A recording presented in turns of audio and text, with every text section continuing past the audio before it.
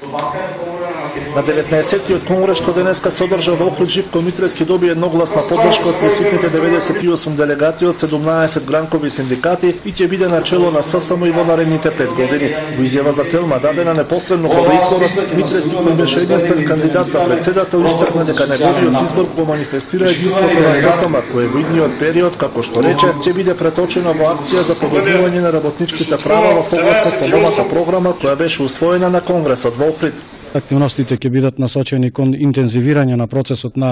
колективно договарање во сите оние претпријатија таму каде што го нема, во делот на синдикално организирање на членови таму каде што не се организирани, во делот на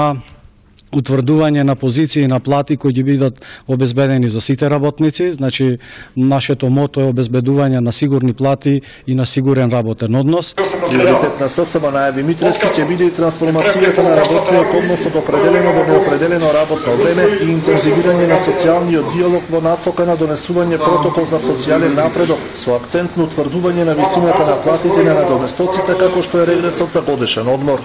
Преминуваме на 6-та точка од дневниот ред. Поздравам